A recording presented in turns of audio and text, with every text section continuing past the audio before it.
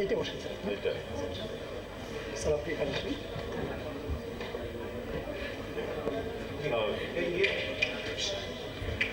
আপনার প্রেজেন্টেশন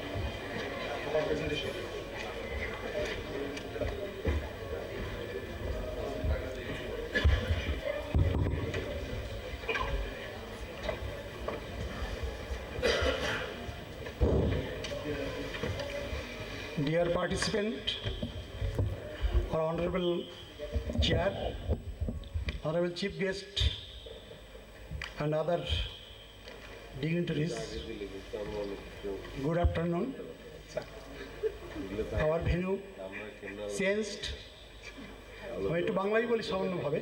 আমাদের স্থানটা পরিবর্তন হওয়াতে আর আমাদের প্রধান অতিথি মহোদয় খুব ব্যস্ত থাকার কারণে মাননীয় প্রতিমন্ত্রী মহোদয়কে এখানে তার প্রধান আতিথ্য গ্রহণের জন্য উনি অনুরোধ করায় স্যার এখানে আমাদের প্রধান আতিথ্য গ্রহণ করেছেন। আমাদের এখানে আজকের যে সেশন টাইটেল সেটা আছে, আমি ইংরেজি এখন টার্মে disaster risk management DRM for the most at risk including persons with neuro developmental disability, mental health and other persons with profound disabilities. এই সেশনের সভাপতিত্ব করবেন বঙ্গবন্ধু মেডিকেল বিশ্ববিদ্যালয়ের সম্মানিত উপাচার্য জনাব কনককান্তি বড়ুয়া, যিনি আমার সর্ববামে বসে আছেন। তারপরে বসে আছেন আমাদের প্রধান অতিথি স্বাস্থ্য ও পরিবার কল্যাণ মন্ত্রণালয়ের মাননীয় প্রতিমন্ত্রী মহোদয় জনাব জাহিদ মালেক। আমাদের আজকের প্যানেলিস্ট যারা আছেন তাদের নাম বলছি: জনাব Sajida Rahman Danny, parents from for differently able; doctor Mazharul Mannan, training coordinator, institute of paediatric neuro disorder and autism, BSMMU, Bangabandhu medical বিশ্ববিদ্যালয়; professor Mohammad Syedul Islam Mallick, department of psychiatry, BSMMU, এবং doctor Erum Mariam, director, institute of educational development, BRAC university. আমি আমাদের সম্মানিত প্রধান অতিথি এবং সম্মানিত চেয়ারপারসন সভাপতি মহোদয়কে আজকের সেশন পরিচালনা করার জন্য সদয় এবং বিনীত অনুরোধ করছি। ধন্যবাদ সকলকে। স্যার আপনি জাস্ট শুরু করেন।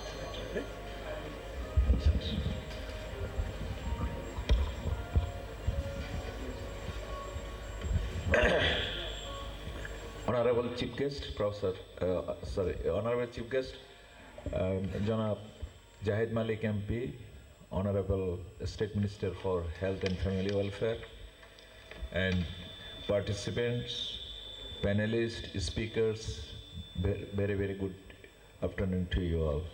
We are going to start our session. Our first speaker is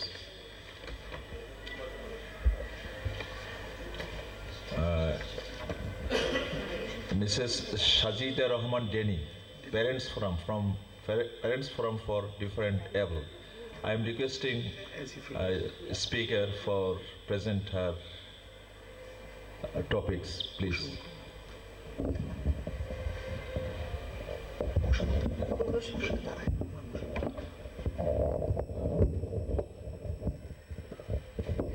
Thank you very much, sir. I'd like to thank to the organizers who invited me to present in front of you. I'd like to start from a different perspective. Is it connected? This one?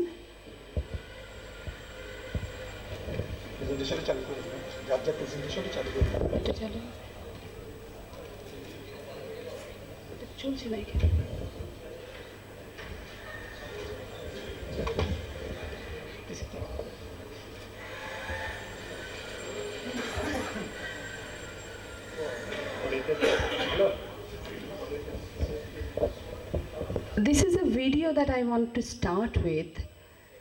It's not related to a disaster or its management, but it's going to give an idea that what and how a person with neurodisability may react even in a regular scenario.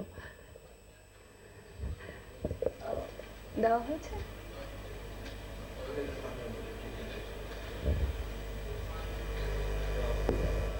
His name is Zarif. হাসো ইসমাইল, দেখাও দেখাও ব্রেসলেটটা দেখো।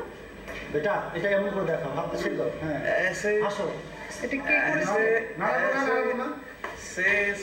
বলো আপা bracelet. আপা bracelet নাড়াবো না বেটা। কে করেছে এটা? কে বানিয়েছে বলো? আমি বানিয়েছি। আমি বানিয়েছি।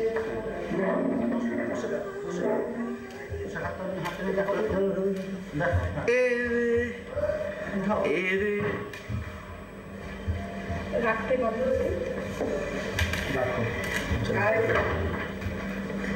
ওয়াও, এটা দারুণ হয়েছে। আমি বানিয়েছি। জারিফ, এটা সত্যি সত্যি তুমি বানিয়েছো? তুমি বানিয়েছো? বানিয়েছি। ভালো লেগেছে বানাতে? ভালো লেগেছে জারিফ? ভালো আছি।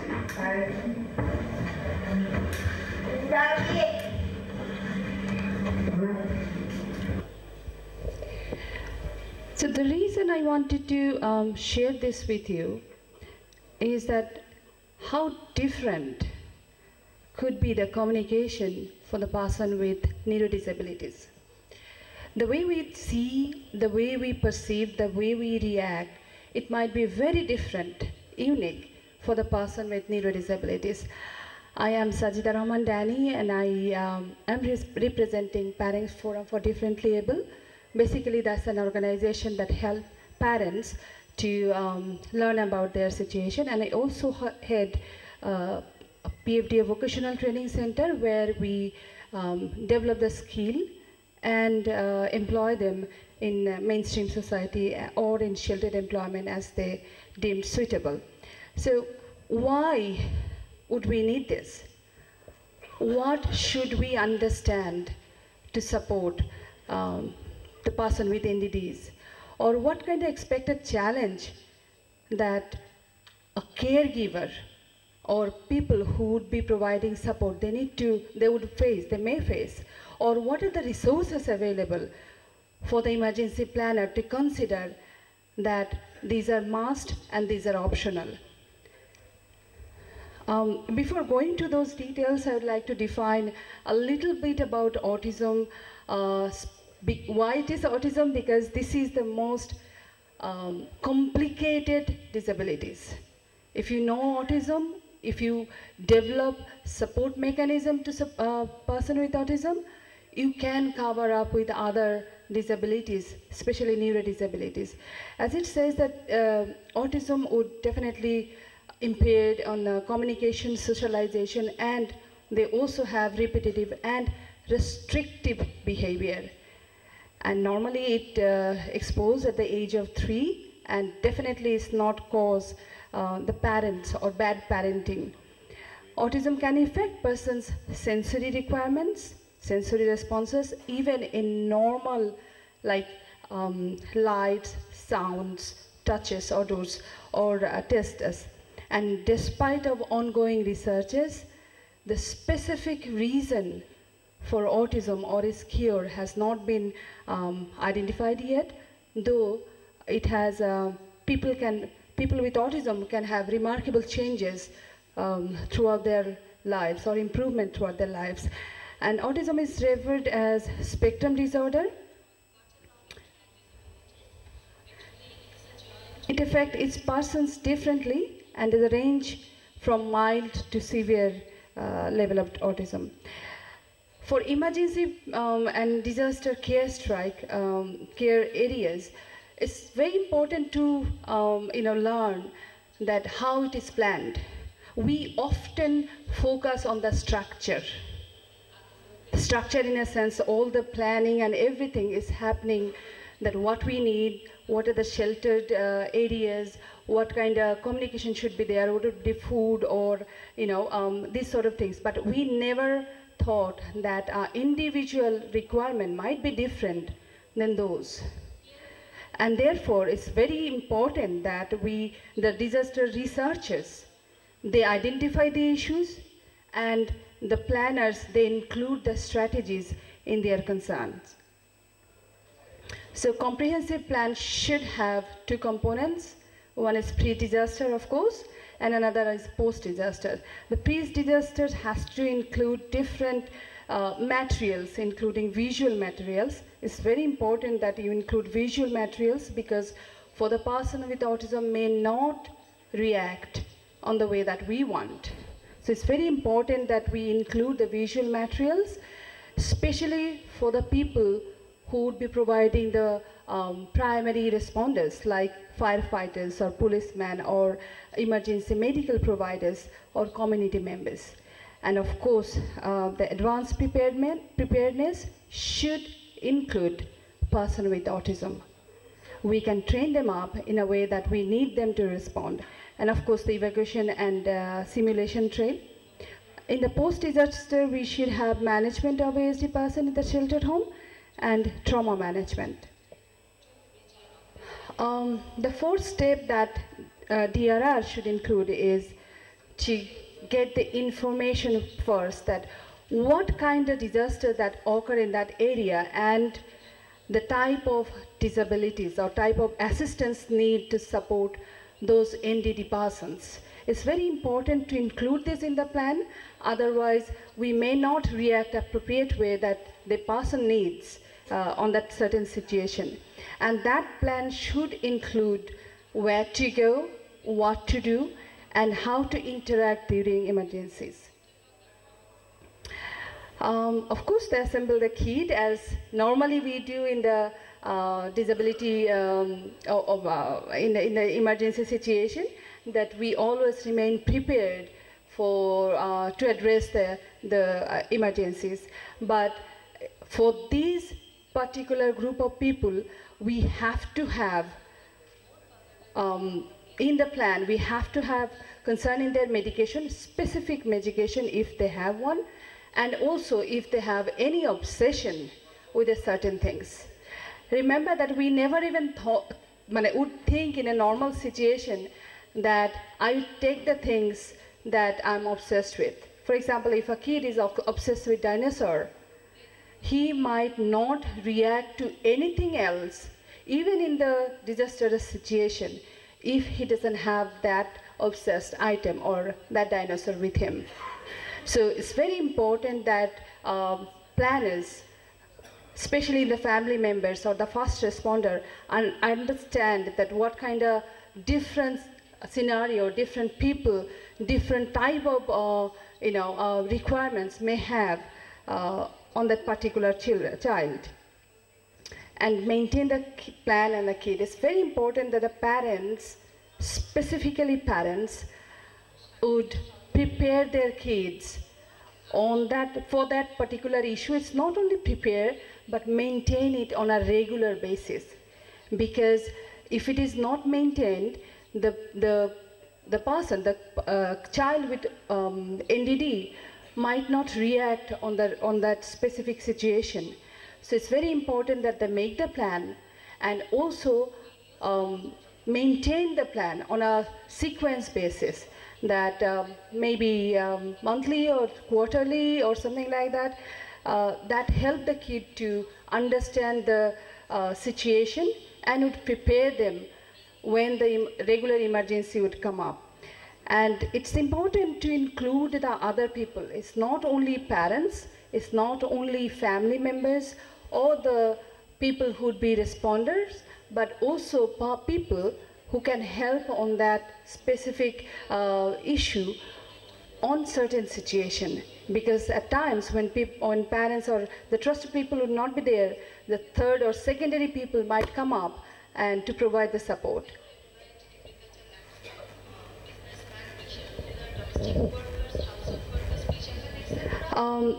As I was saying, that there are different phases, and pre-disaster phases should include the preparation materials in case like education and awareness is must, because The reason I showed you the video at the first moment, for you to understand the different behavior, different characteristics a child or a person might have. And similarly, people who would be providing the emergency support, they might not have understanding the differences, different characteristics of autism. So how would they respond? What would they do if a child has tantrum at that moment?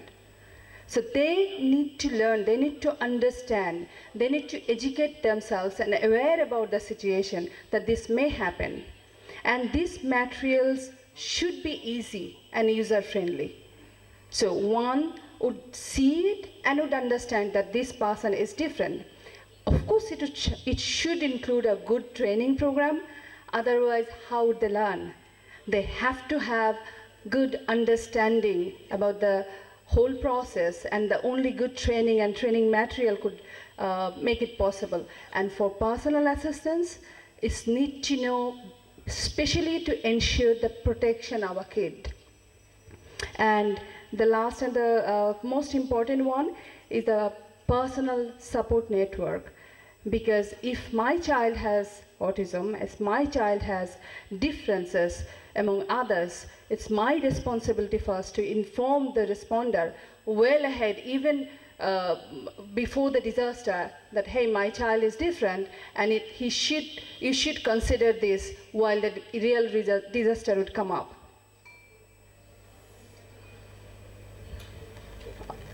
Okay.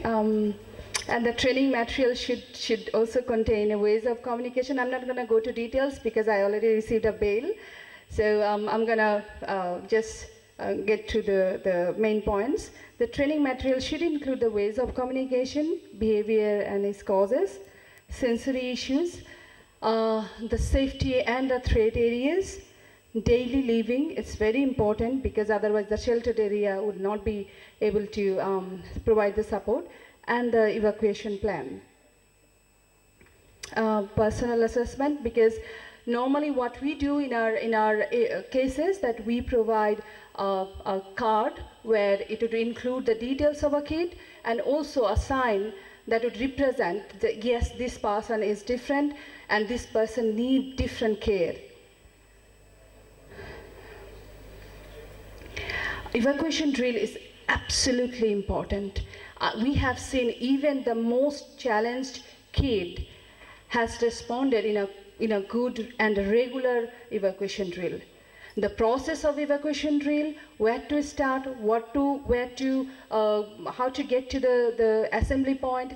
Interesting point is once they know about it, even during the most disastrous situation, they're even more calm than us.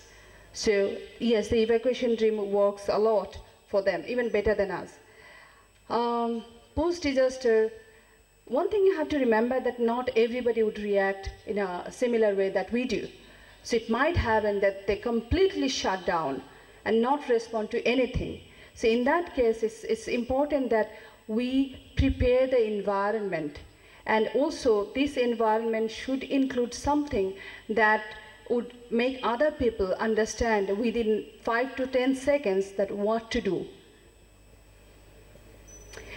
This is a flashcard that normally we use for the person with NDDs, that to remain calm, because if you are panic, definitely that would reflect to your kid with special need. And on the spot, assistance should include visual aids. It's very important that these visual aids is distributed as much as possible, because it's reflect not only on what to do, but how to do. For example, if you want to, it should be quick and easy reflection. For example, if a child is having a tantrum, and you need to know how to make him calm. What to do on that moment that a child would stop biting his hands or banging his head into the wall. And also, there is one thing I'd like to flag, that Autism Society of America, they have identified a very easy and comprehensive sticker, especially to focus on the disaster responses, and that works. So far, they claim that works very well. And for the sheltered area, I'm not sure if I have time to focus on those details, but normally it's QAs in the sheltered area. Normally, everybody, a lot of people are there.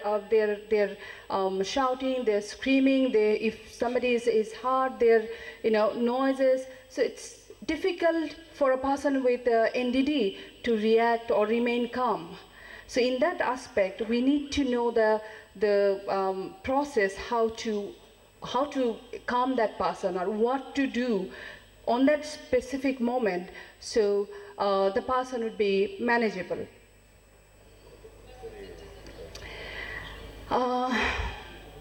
Identification and education, I guess, is more on the, I'm not going to go into the details of this, but communication, yes, communication is very important because they should have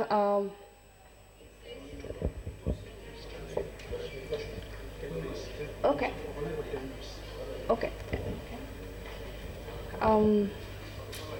As I was saying, that it's very important to have to understand about the sensory issues and also how to react on the sensory issues. So the planners who would be basically developing the plan to address the NDD people on the disaster situation, DRM situation, they should consider all these methods, all these issues before they make any plan. I'd like to stop here because I guess I have spoken much and I should not continue beyond the time. I guess the time limit should be maintained. So thank you very much. Though I haven't completed, but I hope this would be of help for the policymakers. Thank you.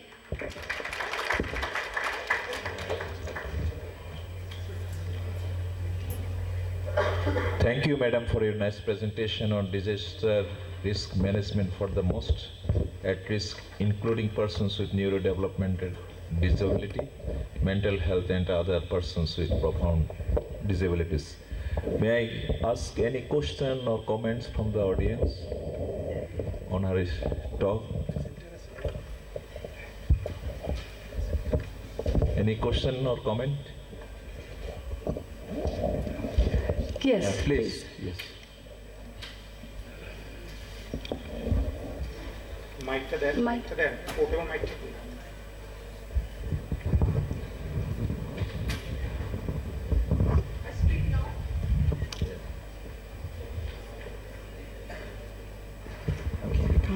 Thank you.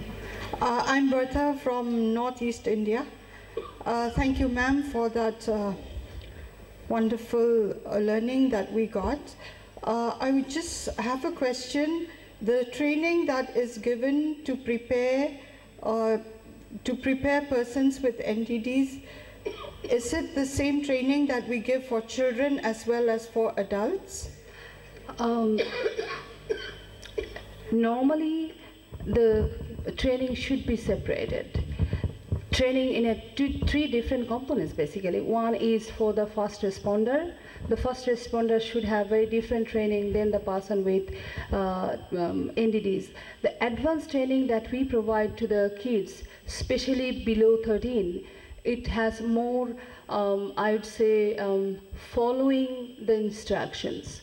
But for the kids who are young adults, especially above 13, normally they do it by themselves. So we have a design in a way that they will conduct the evacuation drill and following with the instruction that what to do, how to do, and how to respond even unforeseen situations. So yes, there are different, especially on the advanced training, these are difference among the two different age groups. So yes. আইসিউতে আছে আচ্ছা ঠিক আছে আমি তো আইসিউতে seat পাওয়া তো খুবই কঠিন আমি দেখতেছি আমি খোঁজ নিচ্ছি Anyone else? Any more question or comment? Any more? Then we can switch over to next speaker. I am requesting Dr. Mazharul Mannan, Training Coordinator, Institute of Pediatrics, Neuro Disorder and Autism, Bangabandhu Sheikh Mujib Medical University, to deliver his talk.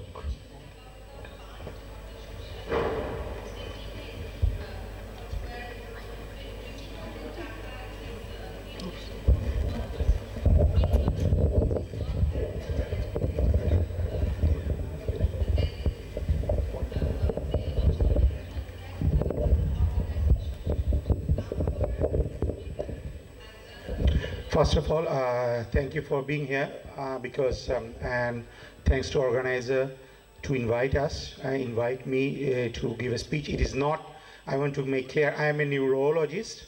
Obviously, I work with autism and NDDs for last 7 or 8 years, but we don't have first-hand experience on this topic. So I want to ask for the apology because all the information we get, it's from persons, it's from organizations, it's from the people working with autism and NDDs, and also the family members like Danny and others. So it is my pleasure to be here, and I am so much honored to see in the afternoon, in this time, our Honorable State Minister of Health and Honorable Vice Chancellor from Bangabandhu Sheikh Mujib Medical University to be with us. It shows the importance of these topics, and I hope that the person who are here, you will understand and you will feel this from your heart, what Danny already mentioned. If you see that today's discussion, what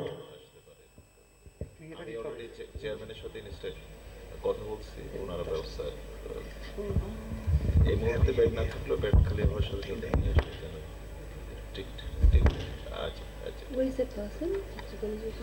The guy? Excuse me? এই যে একটু ইয়েটা দিতে হবে প্রেজেন্টেশনটা করেন আপনি এখান থেকে আমাদের সময়টা নষ্ট হচ্ছে এই প্রেজেন্টেশন ঠিক আছে এটা আসতেছে না বাইরে presentation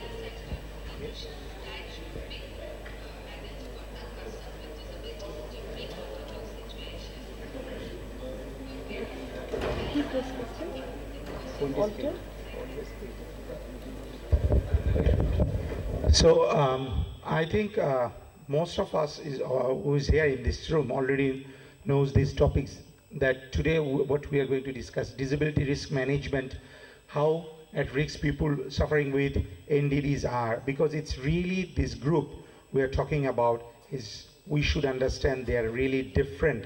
Even among the people with disabilities, they're a little bit different and really hard to work with them, to communicate with them, and to make them understand or understand ourselves to understand them. So we have to understand these topics and see that how we can work. Disability risk management, and I think all of us know about this. For the past few years, this is one of the most rising topics, and especially in this region like Bangladesh, India, Nepal, Sri Lanka, and all these countries. If you see the number of the natural calamity, natural disaster is increasing somehow, so we must understand this disability risk management, how to do it, and how to face it, and how to understand this. If you see the last one, during the natural disaster, is comparatively easy to handle with people without any disability. I don't say that it is that easy, but it's easier than with those people who have NDDs and other, or like autism and other disabilities with mental health. If you see how at risk people are with neurodevelopmental disability, how they are at risk. So people with ASD or other NDDs, that includes cerebral palsy, Down syndrome, ADHD, and others, have different response than other in the community due to their condition. We have to understand they have a special condition that's very hard to communicate and to address. Different people have different response to unsettling situation that may create a sense of panic among the community. And that's why risk management is really important subject matter. And obviously, in this terrifying situation, when there is a disaster, people who may need special care might get further traumatized for prolonged periods of time. So we have to understand that also. And a number of diverse risk factors for psychological functioning have been explored, including individuals' life experience such as abuse, stress, and loneliness during this disaster time. Adults and children with NDDs have a different take on natural disaster such as storms, earthquakes, have been explored with regard to their negative effects on mental health. With the death of livestock around them, or home wreckage, injury, even the death of someone they know can trigger dysfunctional behaviors in people with NDDs and autism. Environmental disaster cause risk, implying health screening, distress, which can result in psychological dysfunction, thus leading to mental illness. Another factor, which is very important, we have to understand, from which mental health gets largely affected is sexual abuse. And during the disaster and when they are in the shelter. Exposure of disaster. During natural disaster, it's very hard to respond quickly because you have to understand that is why it's natural disaster. So, and countries like Bangladesh are still working on risk management during disaster. When storm or natural disaster hits by, it creates immense number of loss in the area. People with autism and NDDs may not feel or measure the amount of loss during disaster. They get perplexed on how to react to the situation. What happened during the disaster with the NDDs? When a major disaster is most commonly, people or children with NDDs cannot respond much. They don't understand, sometimes they don't take it, or they don't understand how to respond in the situation. And they usually get extremely panic-stricken during the disaster. Obviously, you have to understand, not everybody. It's an autism spectrum disorder or NDDs, we have to understand there is a spectrum, depends on their situation, depends on their severity, we have to understand them. And making them traumatized during a situation like that can be cause a lifelong problem for them. If we push them, if we pull them, if we force them to go to the shelter or go away from the place where there is a disaster, it will never bring a good thing in their mind. And that is a huge thing to understand by those who are working in the disaster management. It is built in the nature of the NDDs community to behave differently because their comprehending power is not similar to normal cognitive functional people. And what prevention to take during the disaster? So what we should do, those who are working with disability, disaster risk management. In disability risk management, there should be special training for the people who would work for risk management. They should know that people with special care need special support as their requirement is different than the ordinary societal people like us. It's a totally different. We have to understand them. We have to feel them. And they need singular purpose-built motivations during the natural disaster so that the shelter experience would not become a part of lifelong trauma. Because you have to understand, like storm, like earthquake, or like the flood, it's come every year. So if they once become traumatized, next time you will never be able to bring them to the shelter. And shelter management people should have error-free pain point training so they can identify and handle all sorts of people who are suffering from NDDs or mental health related disorders. So we have to train these people. To train up special care adults and children with psychological resilience to remain calm during the environmental stress. And if you see, what we try to mention, shelter management people will get adult education. That's very important. Adult education that can make a huge contribution to help sort out an extreme situation. Designing environment model in such way for the shelter management people so they can work for those who are at risk. Another aspect of adult education is vocational training which should contribute to the education of mental health professionals as well as professional helpers in disaster risk management. And training could be organized for both professional and volunteers. I don't want to in details, it's already written over there. Adult education system also offers different insight into cultural learning process, which can contribute to cultural reassembles following social crisis and disaster. And multidisciplinary collaboration is very important. We have to understand that we need to work coordinatedly, and collaboration with required in DRM. Adult education system could offer a great deal of beneficial basic research which DRM could use in psychological resilience building interventions. How to train person with NDDs for any disaster situation, build up strong psychological resilience so adult and children with NDDs will be able to cope with different adversity.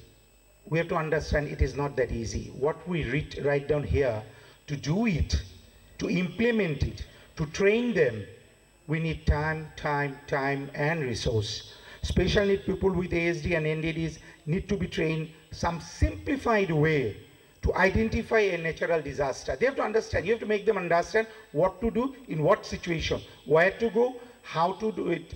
That is, we need to train them. Each disaster should have its own set of symptom and explanation. Parents and caregivers, it's very important, will have to be groomed to provide information in home to create awareness among the children or among the adults who have NDDs or ASD. Educational training about multidisciplinary intervention should be added in school and community-based service so that these groups of people will know what to do and where to go in case of any disaster.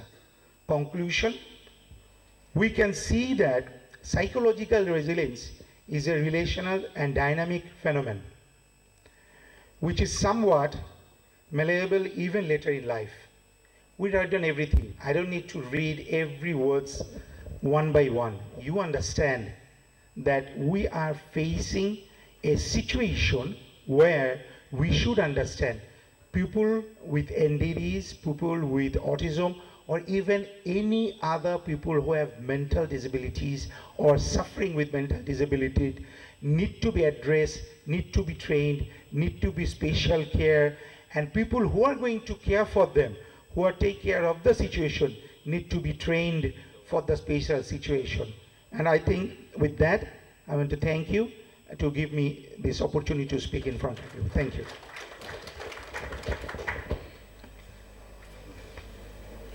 Thank you, Dr. Mazharul Mannan, for your nice presentation. I am requesting from the audience, is there any question or comment on this, please?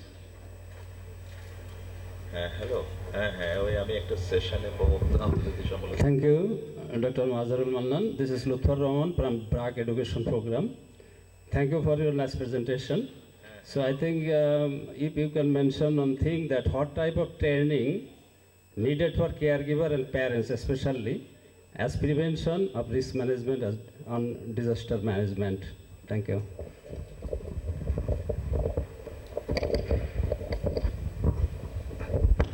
I think I make my presentation very short, try to not to make you bored and others. There are lots of things to address, but main thing is about the training. It's a huge topics. We have to make modules. We have to put it in the NGOs and non-NGOs and the government organization working in the field level. They need to be trained to address these people's when needs and how to do it. And your question is what to do and what training they need. They need a very specialized, module-based, and how can say that they have to understand first what is autism, what is NDDs, and how to deal with them. Unfortunately, I can tell you a couple of hours what to train, but in a nutshell, we need to make a module for parents, caregivers, field workers, NGO workers who are working in the field level to address this issue and address these people what to do in the disaster. Thank you.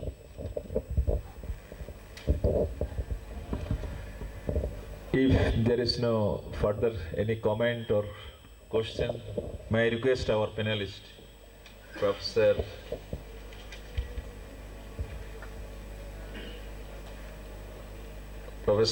Mohammad Saidul Islam Malik, is the ex-chairman of Department of Psychiatry, Bangladesh Sheikh Mujib Medical University, to speak as panelist.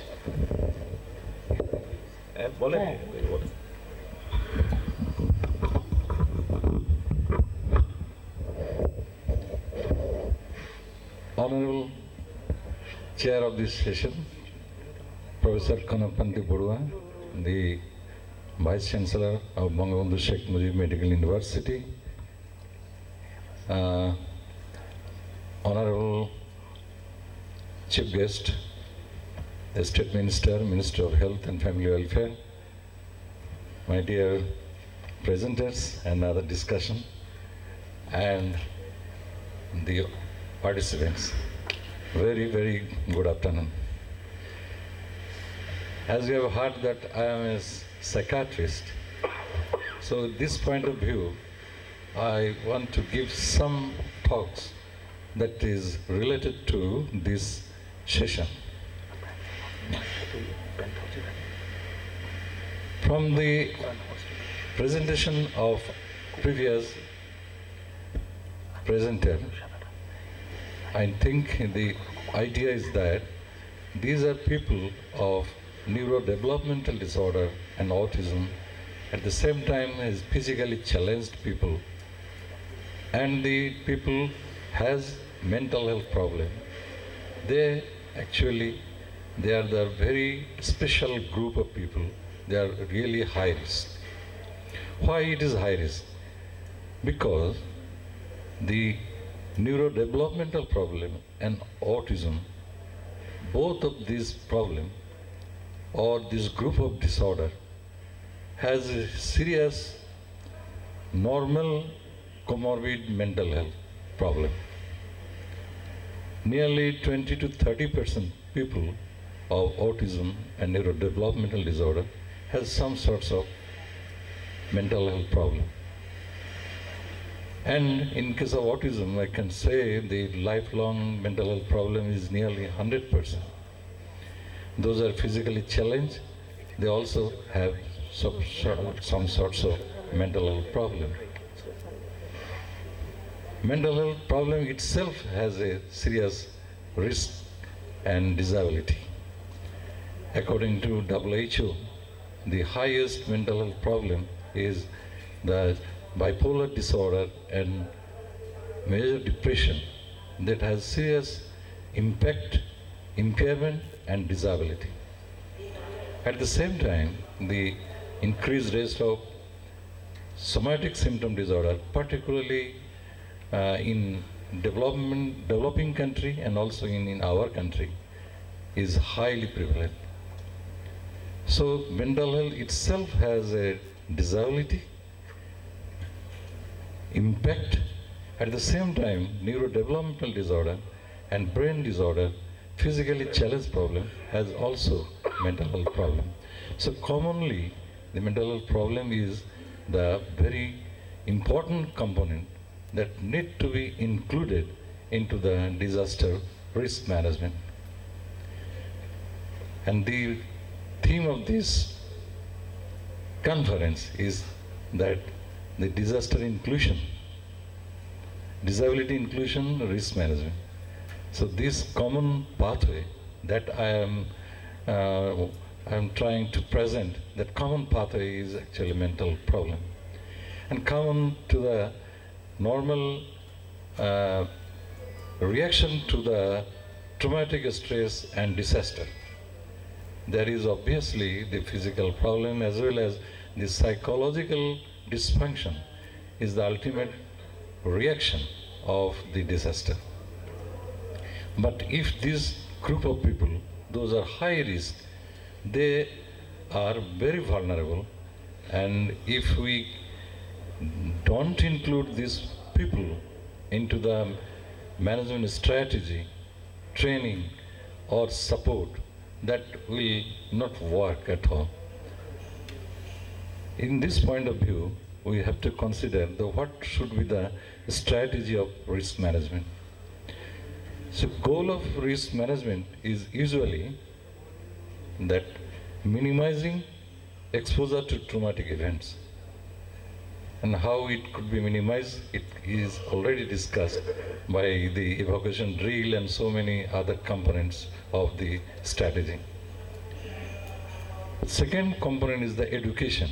Education is important because not all the people in disaster, they are actually fall into the immediate psychological reaction, but it is the normal reaction to the abnormal situation. As for example, if we bereavement by loss of some our beloved people by death, the reaction of grief is not a disease at all. So in face of disaster, the transient reaction to the problem into the psychological trauma or disaster is that actually not disease. So we need to educate that the people in the community, in the victim, who are witnessing this one, all these people must be included about the education. Because when a disaster happens, the first served people is the police, the firemen, and other volunteers. They immediately have a critical role, but they can also suffer with the disaster problem. Another is the provide consultancy to the healthcare professional and community leaders. This is also important. Advise people when to seek the professional treatment and support. And we have to assist the resolution of acute symptoms that actually makes the people puzzled, perplexed, mute, withdrawn, and so many other symptoms. But main important component of the risk management related to the high-risk group is that prevent the further risk and comorbid trauma. This aspect is very important in managing this risk management and strategy, making the strategy. And another important is that in disaster is a part of a community problem, either in natural disaster or man-made, anyway. But these two groups is that the normal population who has not high risk and the high risk group. So we have to identify who are the very high risk population. So this identification is also important goal of risk management. And after identification, if necessary, we need to the treatment also. So with this goal, the first is important that identification of caseness and the mapping of this high-risk group. And also, we have to identify the sub-threshold risk group also. Because in some population, it cannot find the very florid symptoms, rather than it could be internalized and cannot be expressed. And fortunately, under the leadership of Saima Wajid Hussain, a research is going on through the ICDDRB and the other coordinated group for identifying this high-risk population and mapping of this population. Second is that focus on the disaster resource management should be focused on the health rather than disease or anything else. Because reaction to the disaster is not a disease, that I told earlier. But if we don't treat earlier, don't intervene or manage earlier, that is usually make a persistent and chronic disorder.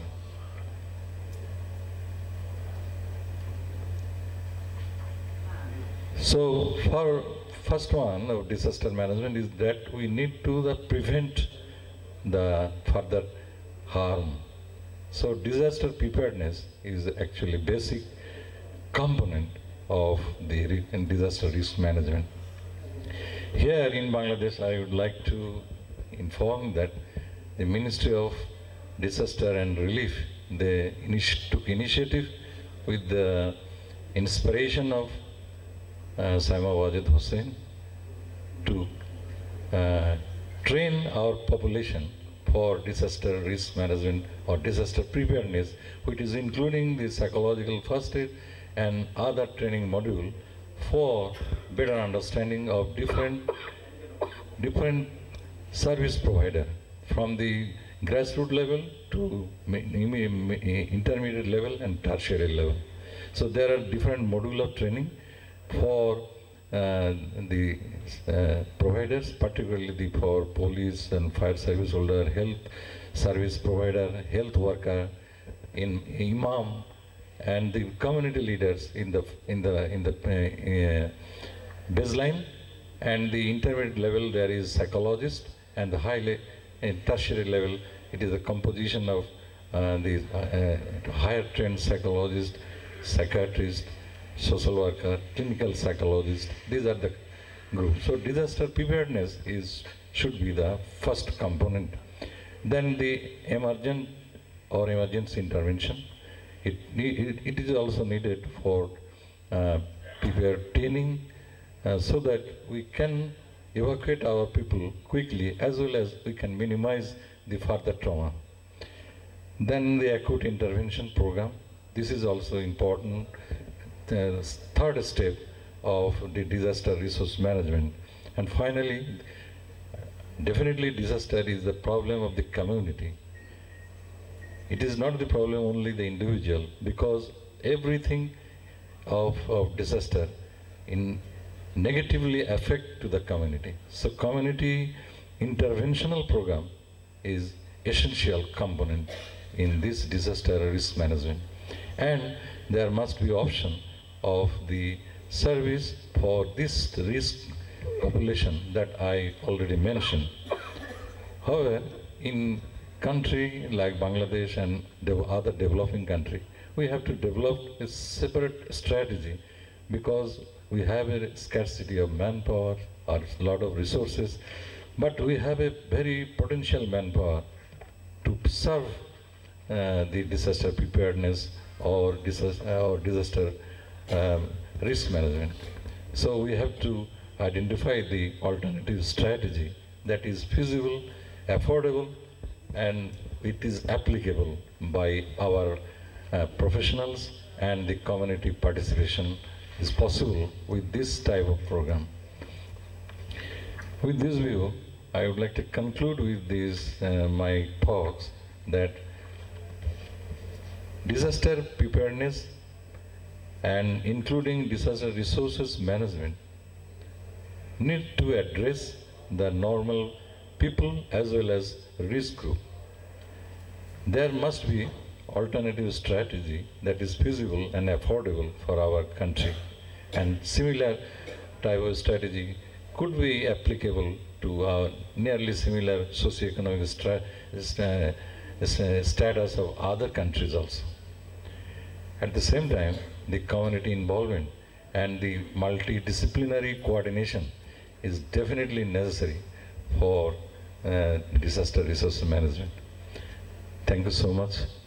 I am really privileged to come here and say a few talks. So thank you, organizer, for inviting me. Thank you, Professor Malik, for your opinion. Now I am switching over to our next panelist, Dr. Eram Moriom, Director, Institute of Educational Development, Breck University.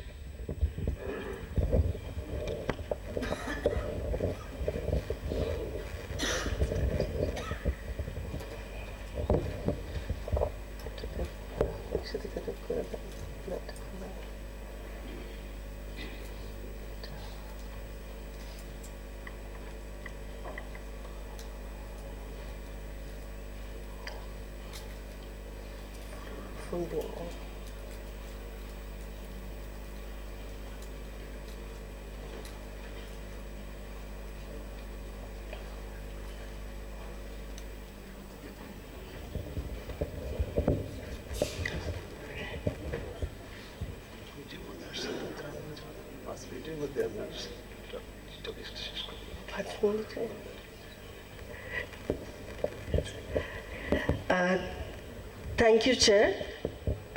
With your permission, Chair, I will speak in Bengali and English. This is, I'm from BRAC and BRAC University, and this presentation is about what we do in mental health in disaster.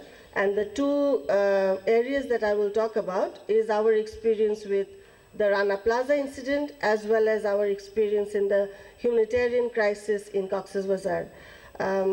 আমি আজকে দুইটা বিষয় কথা বলবো এবং ব্র্যাক থেকে আমরা মনোসামাজিক সহায়তা দেওয়ার জন্য বা মেন্টাল হেলথে কাজ কী ধরনের কাজ করি সেটা আমি রানা প্লাজার ক্ষেত্রে আমরা কি করেছি আর আমরা কক্সেস বাজারে যে শরণার্থীরা এসছেন আমরা তাদের জন্য কি করেছি সেটা আমি একটু বলবো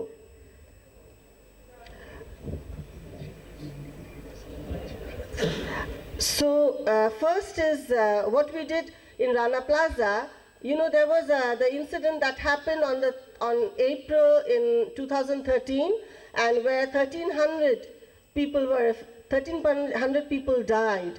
And in this case, what happened is we had women, we had men, we had adolescents who were survivors, but who had been really affected by the incident. And so what we had to do is we went to Pongu Hashpatal and we went to Dhaka Medical College to provide psychosocial support to the families and to them, to the survivors and to the families. And that we did for 2 months, but that was not enough. Clearly that was not enough. And after that, what happened is we had to provide trauma counseling to 500 people. 2013 সালে আপনারা জানেন যে রানা প্লাজার ঘটনাটা ঘটেছিল রানা প্লাজায় 1300 আমাদের খুব দুঃখের সাথে এটা বলতে হয় যে 1300 গার্মেন্ট ওয়ার্কার মারা গেছিলেন তো অন্যরা যারা ছিলেন যারা সার্ভাইভ করেছেন তাদের জন্য আমাদের পরবর্তীতে অনেক ধরনের কাউন্সেলিং দিতে হয়েছে এবং বিশেষ করে আমাদের ডিজাস্টার প্রোগ্রামের মাধ্যমে 500 জনকে ট্রমা কাউন্সেলিং দিতে হয়েছে what is very noteworthy here to remember is that the people from Rana Plaza, the survivors, even once they came out of the first stage of trauma and they went back to their houses, they were suffered immensely at home because they were unable to work, and they also had this trauma that any roof will fall over and they couldn't sleep at night. So we did identify lots of different issues that the survivors, it emerged from our talk with the survivors that needed to be addressed. অনেক সময় রানা প্লাজার যারা ছিলেন তাদের আমাদের অনেক সময় 1-to-1 counselling দিতে হয়েছে 1-to-1 কাউন্সেলিংটাও খুব দরকার ছিল even for the Rana Plaza survivors sometimes we had to give 1-to-1 counseling. So now I will talk about our work in the humanitarian response in Cox's Bazar. My colleague Khalid Bhai is here and he knows this much more than I. So Khalid Bhai, if I forget anything, please remind me. And because Khalid Bhai is a key personnel there in Cox's Bazar. There have been 6 routes that people take to come to Bangladesh from Myanmar, and we know that these 6 routes people took, and almost there are 1 million people who are in Cox's Bazar, in Ukhia and Teknaf now. We have in BRAC, we are serving about 600,000 people. We have 1,000 workers there, and all 20 camps we have a presence, from shelter to water and sanitation to health, to protection, to education. We work there full on. For about 6 months, we used to work 7 days a week, and then we now take only 1 day off. We have a major operation there. আমরা কক্সেস বাজারে কাজ করছি আমাদের যারা শরণার্থী এসেছেন তাদের নিয়ে আমাদের ব্যাপক একটা পরিকল্পনা ব্যাপক একটা কার্যক্রম আছে আমাদের 1000 জন স্টাফ মেম্বার আছেন এবং সেখানে আমরা 20টা ক্যাম্পেই কাজ করি আমরা সেখানে মা এবং শিশুদের নিয়ে কাজ করছি আমাদের সেখানে প্যারা প্রফেশনালরা আছেন যাদের আমরা বলি প্যারা councillor So there we have para-counselors who do the house visits, and in the house visits they actually identify cases. আমাদের the kind of referral pathway we have is that it's first identified by someone we call barefoot counselor, then through the household visits and through that identification, they then identify the cases that needs to be consulted with counseling psychologists. আমাদের ওখানে কক্সবাজারে আমাদের 41 জন প্যারা councillor আছেন, ওনারা home visit করেন। Home ভিজিটে অনেক ধরনের কেস আসে, অনেকেরই মনোসামাজিক সহায়তার দরকার হয়, সাইকোসোশ্যাল সাপোর্টের দরকার হয়। ওই কেসগুলো আমরা আইডেন্টিফাই করি এবং প্রত্যেকটা কেসই একজন সাইকোলজিস্টের সাথে আলাপ করা হয়। এই চিত্রতে আসলে এখানে যেটা দেখা যাচ্ছে যে অনেকেই আমাদের যারা প্যারা প্রফেশনাল এবং আমাদের যারা সাইকোলজিস্ট তারা প্রত্যেক সপ্তাহে একবার দেখা করে গ্রুপ সুপারভিশনের মাধ্যমে কেসগুলা নিয়ে আরও বেশি আলাপ করেন। So this is really a supervision program. Every week we have the supervisions in our sites. এটা ছাড়াও আমাদের যেটা করা হয় সেটা বাচ্চাদের জন্য, বাচ্চাদের কিছুক্ষণ হলেও একটু ভালো লাগার জন্য আমরা বেশ কয়েকটা চাইল্ড ফ্রেন্ডলি সেন্টার করেছি, চাইল্ড ফ্রেন্ডলি স্পেস করেছি। ওখানে শিশুদের আনন্দ দেওয়ার জন্য আমরা অনেক ধরনের প্লে থেরাপি করে থাকি। So we have about 200 child friendly spaces in the camps where we provide socio-emotional development as well as we do play therapy. And for children who need further psychological support, they are identified and referred through the referral pathway. এখানে আমরা কিছু ছবি দেখব যে বাচ্চারা কি ধরনের এখানে কিভাবে একসাথে থাকে, কি করে। আমাদের কার্যক্রমগুলো হচ্ছে অনেক ধরনের খেলা, আর আমরা সেখানে মিয়ানমার শরণার্থীদের সংস্কৃতি রক্ষার জন্য তাদের অনেক ধরনের কবিতা আমরা সংগ্রহ করেছি। এগুলোকে তারা কাব্যিয়া বলে, এগুলো তারা সেখানে বলে। এখানে আমি একটা রুটিন দেখাচ্ছি যেটা আবার মিয়ানমার ভাষায় লেখা হয়েছে, সেগুলো আমাদের চাইল্ড ফ্রেন্ডলি স্পেসে থাকে। Every child friendly space has a routine which is on play and that is hung in the child friendly space. এখানে আরো কিছু খেলা দেখছেন আপনারা। The children love playing here. Yeah. So there are people, the para-counselors who are trained to give play therapy, and this is the image of that. এখানে আমরা দেখছি শরণার্থীরা যারা বাচ্চারা এসছে তাদের এখানে আবারও কিছু খেলার ব্যবস্থা করা হয়েছে। আমি এই বলে আমার প্রেজেন্টেশন শেষ করছি এবং শেষে আমার কলিগ যারা কাজ করেছেন, ডিজাস্টারে যারা আছেন, আপনারা এখানে অনেকেই আছেন, আপনাদের অনেক ধন্যবাদ। Thank you.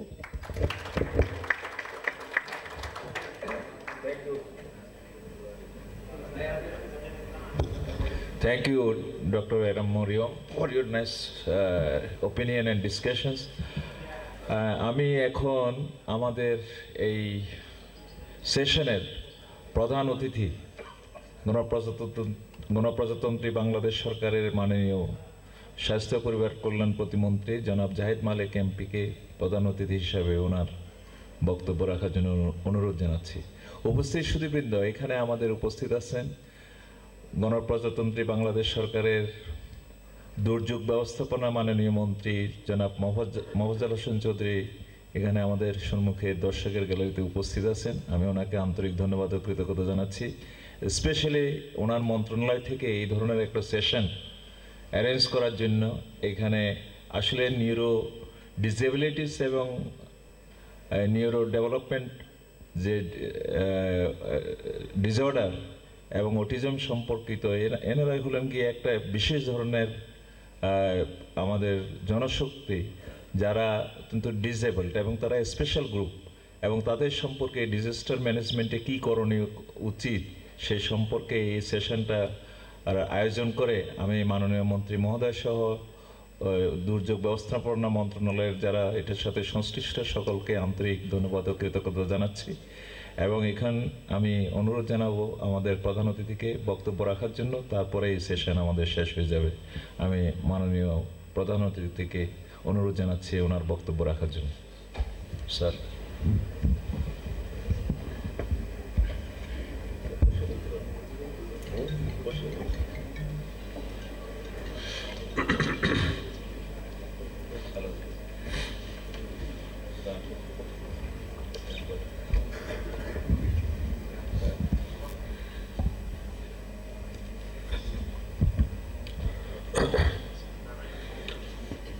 বিসমিল্লাহির রহমানির রহিম।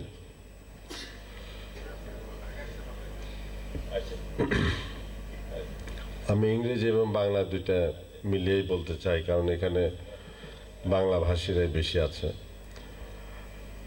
In the second international conference on disability and disaster risk management,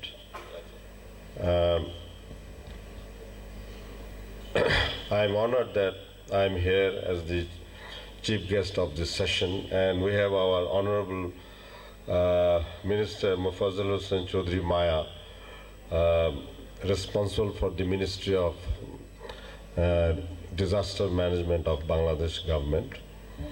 We have also with us our Vice Chancellor of Bangabandhu Medical Vishwavidyalaya, Dr. Professor Kanab Kanti Borwa. We have with us the honorable speakers who have delivered nicely on this topic, and we have different delegates, dignitaries, and other print and electronic media personalities. A very good afternoon and Assalamu alaikum. আমি খুবই আনন্দিত যে আজকে এই বিষয়টি নিয়ে আলোচনা করতে আমি এখানে পারছি। বাংলাদেশ একটি দুর্যোগপূর্ণ দেশ। এখানে প্রতিনিয়তই ফ্লাড হয়ে থাকে, সাইক্লোন হয়ে থাকে, টর্নেডো হয়ে থাকে, এবং ইদানিং তো অনেক বজ্রপাত হয়ে মানুষ মৃত্যুবরণ করছে। কাজেই আমাদের লোকেশনটাই হলো একটা রিস্ক প্রন এরিয়াতে। We are living in a risk-prone area where every year we are struck with natural calamities, and lot of people die and lot of properties are destroyed everywhere. তো আজকে আমরা এটাই বলতে চাই যে ইস্যুটা ডিসেবিলিটি যারা আছে এবং তাদের জন্য রিস্ক ম্যানেজমেন্ট কি রয়েছে, বিষয়টা এইটাই আর কি। আমি যতটুকু বুঝতে পেরেছি যে কখনো যদি ডিজাস্টার হয় একটা দেশে, তাহলে পরে সকলেই এফেক্টেড ডিজাস্টার এরিয়া প্রন এরিয়াতে, এবং আমরা যারা সুস্থ আছি তারা নিজেদেরকে সামলে নিতে পারি, হয়তো তাড়াতাড়ি আমরা সাহায্য সহযোগিতা নিতে পারি। কিন্তু যারা ডিসেবল যারা আছে তারা হয়তো সঙ্গে সঙ্গে সেটা পারে না। তো তাদের জন্যে আমরা কি ব্যবস্থা রেখেছি এই যখন কোন ক্যালামিটি আসে। তা আমরা ক্যালামিটিতে আমরা কি দেখতে পাই? যখন একটা ক্যালামিটি হয় তখন ঘর বাড়ি ধ্বংস হয়ে যায়, পানি থাকে না, ইলেকট্রিসিটি থাকে না, স্যানিটেশনের ব্যবস্থা ভেঙে যায়, এবং পাশাপাশি চিকিৎসা সেবাও অনেক সময় বিঘ্নিত হয়, সেখানে চলাচল এবং ট্রান্সপোর্ট ব্যাহত হয়, এবং পাশাপাশি খাবার দাবার এবং অন্যান্য যে প্রয়োজনীয় জিনিসগুলো আছে এগুলো আমরা পাই না। এবং যখন ক্যালামিটি আসে বা ফ্লাড বা অন্য জাতীয় জিনিস আমাদের দেশে আসে, তখন এটার সাথে সাথে আরও অনেক কিছু আমরা পেয়ে যাই। সেটা হলো এই ডিজাস্টারের মাধ্যমে যদি কোনো ম্যানমেড ডিজাস্টার হয় অথবা কোনো ঘর কলাপস করে বা ভূমিকম্পের জন্য, তাহলে পরে অনেক ইনজুরি অনেক হয়।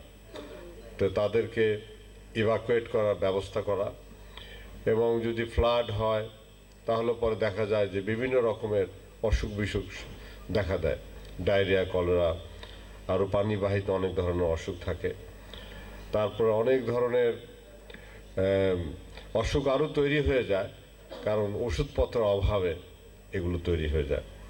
এবং অনেক কিছু আছে, lot of people who are specially disable, they are also traumatized along with lack of food, medicine, shelter, and all necessities that are required for them, for everybody, especially the disabled people. They are more traumatized because it is difficult for them to communicate and to also express their needs. তা আমি মনে করি এই বিষয়টি একটা প্রিপারেশনের কথা, যে আমরা কি করতে পারি। প্রিপারেশনটা হওয়া উচিত multi sectoral preparation. There should be multi sectoral approach, যেখানে অফকোর্স ডিজাস্টার মাননীয় মন্ত্রী এখানে রয়েছেন, ওনাদের সবচেয়ে মুখ্য ভূমিকা থাকবে। পাশাপাশি আমরা যারা হেলথ মিনিস্ট্রি হেলথের বিষয়টা দেখবে, তারপরে যারা ইলেকট্রিসিটি, ওয়াটার, স্যানিটেশন যারা এর জন্য দায়ী আছে তারা সেটা দেখবে, এবং যারা এই ফুড যারা প্রোভাইড করার বিষয় আছে এবং তারা তাদের কাজটা করবে। পাশাপাশি কমিউনিটি এঙ্গেজমেন্ট হইতে হবে, সরকারের পাশাপাশি যে প্রাইভেট সেক্টরকে এগিয়ে আসতে হবে, এবং এনজিও যারা আছে, so private sector NGOs and all other agencies, they have to come and also take part in the disaster management for evacuation and provide all necessities that are required for everybody, including the disabled. So medical help বিষয়েও আমি মনে করি তাদেরকেও আসতে হবে, এবং তারা treatment দিবে, এনজিওকে দিবে, সাইকোলজিক্যাল ট্রিটমেন্ট, ট্রমাটাইজ যারা হয়েছে তাদেরকে দিবে, এবং পাশাপাশি শেল্টারের ব্যবস্থা, ঘর বাড়ির ব্যবস্থা করতে হবে। এই বিষয়গুলো যে যে মন্ত্রণালয়ের দায়িত্ব আছে তারা এটা গ্রহণ করবে। তার জন্য আমাদের একটা প্রিপেয়ারনেস দরকার, প্রিপেয়ারনেসের মধ্যে যে ট্রেন ম্যান পাওয়ার দরকার, কারণ ডিসেবলদেরকে হ্যান্ডেল করতে হলে পরে প্রত্যেক কাজেরই ভিন্ন ভিন্ন ট্রেনিং দরকার আছে। মেডিকেল পার্সোনালের যেমন স্পেশালাইজড ট্রেনিং দরকার যারা ডিসেবলকে হ্যান্ডেল করবে, অনুরূপভাবে অন্যান্য যারা এজেন্সিজ আছে তাদেরকেও সেই ট্রেনিংয়ের ব্যবস্থা করতে হবে। স্পেশালি ট্রেনিংটা আমি মনে করি এটার পাশাপাশি যারা গার্জিয়ান, প্যারেন্টস আছেন, যারা এই ডিসেবলদের প্যারেন্টস বা গার্জিয়ান যারা আছেন, তাদেরকেও they need to be also trained, because they will ultimately handle the disabled child or person, because they will be along with them during or mostly they are expected that they will be around them and they are supposed to take care of themselves as well as the disabled person. কাজে তাদেরকেও ট্রেনিংয়ের বিষয়টাও রয়েছে। প্যারেন্টসদের, গার্জিয়ানদের ট্রেনিংটা আমি মনে করি খুব দরকার। পাশাপাশি টেকনোলজিও থাকতে হবে যার মাধ্যমে হেল্প দেওয়া যাবে, কারণ একজন ডিসেবলের জন্য আমরা যেমন নর্মাল লোকদের জন্য যে সমস্ত উপকরণ দিয়ে চলবে, স্যানিটেশনের বিষয়, খাবারের বিষয়, ট্রিটমেন্টের বিষয়, ডিসেবল পার্সনের জন্য আলাদা সিস্টেম করতে হবে, আলাদা ব্যবস্থা করতে হবে। সেইটার ব্যবস্থা আমাদের থাকতে হবে, টেকনোলজিক্যাল ব্যবস্থাটা ইমপ্রুভমেন্ট থাকতে হবে। পাশাপাশি আমি মনে করি সবচেয়ে বড় বিষয় যে ফান্ডিংটাও দরকার, কারণ এই কাজ হ্যান্ডেল করতে হলে you must have enough funds, resources to handle such a situation, such a calamity. So এই বিষয়গুলো আমাদেরকে মনে নিতে হবে, এবং আমাদের সরকার এই বিষয়ে কাজ করছে, এবং বিশেষ করে সাইমা ওয়াজেদ হোসেন এই ডিসেবলদের বিষয়, অটিস্টিক চাইল্ডদের বিষয় কাজ করে যাচ্ছেন। তাদের লেখাপড়া, তাদের রিহ্যাবিলিটেশন, তাদের এডুকেশন, জব, এই সব বিষয়ে টেক কেয়ার করছেন। এবং এখন বাংলাদেশে তো এটা আগে জানাই ছিল না, there was no awareness. Now people know who are the disabled people. আমাদের এখানে তো প্রায় 2 মিলিয়ন ডিসেবল আছে, এই বিষয়টা আগে আমাদের জানাই ছিল না। কাজে আমরা তাকে ধন্যবাদ জানাই যে এটাকে আন্তর্জাতিক পর্যায়ে নিয়ে যাওয়ার জন্য, এবং she is also being recognized as one of the topmost personality who is working for autism in Bangladesh as well as all over the globe. তো আজকের এই সেশনের জন্য এবং আমাকে এখানে স্কোপ করে দেওয়ার জন্য, কথা বলার জন্য আমি ম্যানেজমেন্ট যারা আছেন সকলকে আন্তরিকভাবে ধন্যবাদ জানাই। আমাদের কনককান্তি বড়ুয়া, তারপর আমাদের মাজারুল সাহেবকে, সবচেয়ে বেশি যে আমার এই সময় মাননীয় মন্ত্রী উপস্থিত হয়েছেন, তো তার জন্য ধন্যবাদ জানাই। উনি একজন ডাইনামিক পার্সোনালিটি, এত বড় কনফারেন্স, ইন্টারন্যাশনাল কনফারেন্স আয়োজন করেছেন, সুন্দরভাবে হচ্ছে, এবং অবশ্যই এটা দেশের জন্য অনেক কাজে লাগবে। বাংলাদেশ তো প্রতিনিয়ত এই প্রাকৃতিক দুর্যোগে আঘাতপ্রাপ্ত হচ্ছে, কাজে আপনি সেটা বলিষ্ঠভাবে সেটা মোকাবেলা এবং সমাধান দিচ্ছেন, এবং আজকের এই international conference. I hope that this international conference is creating opportunity for exchange of ideas, exchange of experience, and thereby we will improve our situation. সকলকে আন্তরিক শুভেচ্ছা, ধন্যবাদ। আসসালামু আলাইকুম। জয় বাংলা, জয় বঙ্গবন্ধু।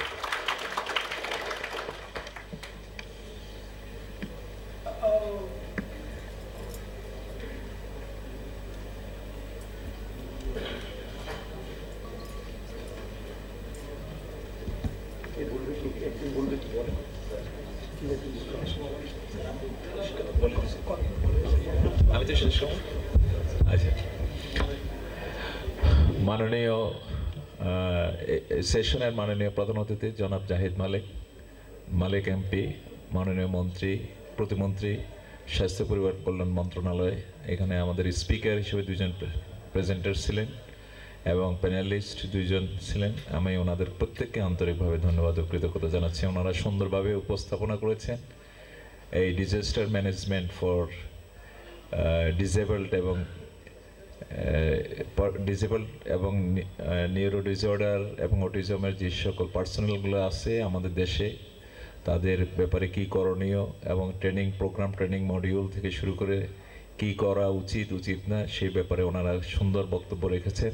আমি তাদেরকে আন্তরিক ধন্যবাদ ও কৃতজ্ঞতা জানাচ্ছি এবং যারা এখানে ডিস্টিংগুইশড অডিয়েন্স আছেন তাদেরকেও আন্তরিক ধন্যবাদ ও কৃতজ্ঞতা জানাচ্ছি তাদেরকে যে পেশেন্টস হিয়ারিংয়ের জন্য।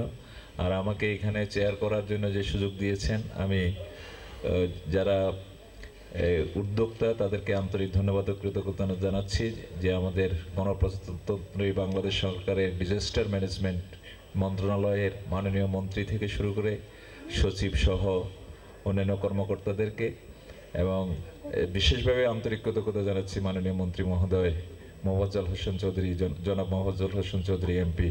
উনি এখানে উপস্থিত হয়েছেন সশরীরে এবং উনি যে কতটুকু উদ্যোগী এবং কতটুকু এটা সিরিয়াসলি এই কনফারেন্সকে নিয়েছেন সেটাই ওটার বহিঃপ্রকাশ। আর তার সাথে সাথে অটিজম সম্পর্কে আমাদের মাননীয় প্রধানমন্ত্রীর সুযোগ্য কন্যা যে সাইমা ওয়াজেদ হোসেন যে অটিজমটাকে এবং এই অটিজমটাকে গ্লোবালি আরও গুরুত্ব দিয়ে যে উনি আমাদের দেশেও এটাকে যে গুরুত্ব দিয়ে এটার সম্পর্কে গবেষণা এবং এদের এই সম্পর্কিত সকলকে চিকিৎসার ব্যাপারেও যে উদ্যোগী হয়েছেন, শিক্ষা সম্পর্কে উদ্যোগী হয়েছেন এবং এটা প্রচার করার জন্য এটা এস্টাবলিশ করেছেন, সেজন্য আন্তরিক ধন্যবাদ ও কৃতজ্ঞতা জানাই। আপনাদের সকলকে আন্তরিক ধন্যবাদ জানাই আমার বক্তব্য এখানে শেষ করছি এবং সেশনে এখানে শেষ সমাপ্তি ঘোষণা করছি।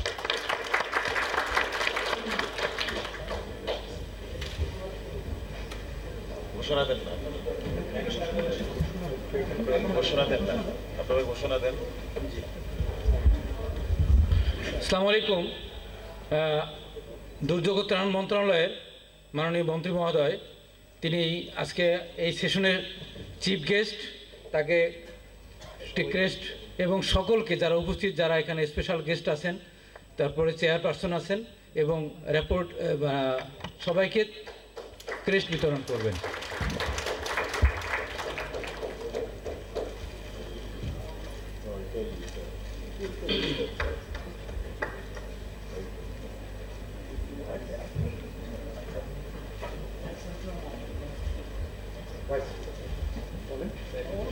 এখন মাননীয় মন্ত্রী ক্রেস্ট দিচ্ছেন, হস্তান্তর করছেন বঙ্গবন্ধু বিশ্ববিদ্যালয়ের ভাইস চ্যান্সেলর স্যারকে।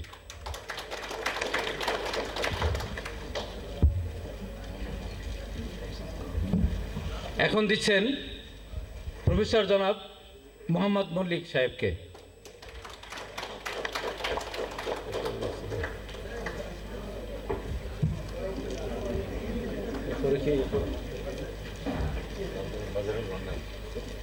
মাননীয় মন্ত্রী মহোদয় এখন ক্রেস্ট বিতরণ করছেন জনাব প্রফেসর মাজহারুল মান্নানকে। আমি তো নাম জানি না, অত বলতে হবে। এরপরে ক্রেস্ট নিচ্ছেন ব্র্যাক বিশ্ববিদ্যালয়ের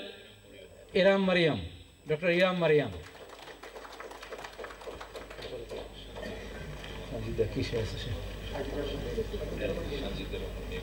এখন নিচ্ছেন সানজিদা রহমান ড্যানি।